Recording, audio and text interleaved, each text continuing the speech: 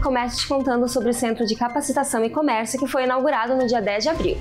O centro, desenvolvido pela Prefeitura, possui espaços onde alocam 41 ambulantes que atuavam na área central. Além disso, estão sendo oferecidos mais de 10 cursos, workshops e oficinas gratuitos voltados para a qualificação profissional. Durante o mês de abril, também vão ser desenvolvidas trilhas de cursos voltados a vendas, marketing e gestão. O objetivo do Centro de Capacitação é incentivar a formalização das atividades de pequenos comerciantes, promover a atividade comercial informal da comunidade e desestimular o comércio irregular. O mesmo está localizado no Caxias Plaza, nas proximidades da Praça Dante Alighieri. E tem exposição do Grupo Capoeira Liberdade acontecendo, confere aí. A exposição Minha Raiz Tem Dendê foi feita em homenagem aos 40 anos do grupo e vai estar à mostra no Museu Municipal de Caxias do Sul até final de maio.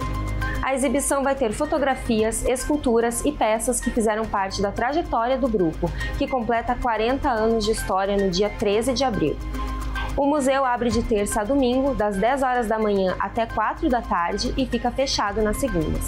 E você sabia que nesse e no próximo final de semana as crianças vão poder se encontrar com o Coelhinho da Páscoa? Confere aí! No próximo sábado, dia 12 de abril, o Coelho da Páscoa vai estar na Praça Dante Alighieri, das 10 horas da manhã até 2 da tarde. O coelho, que se chama Deodoro, vai estar recebendo as crianças no meio da área decorada da praça.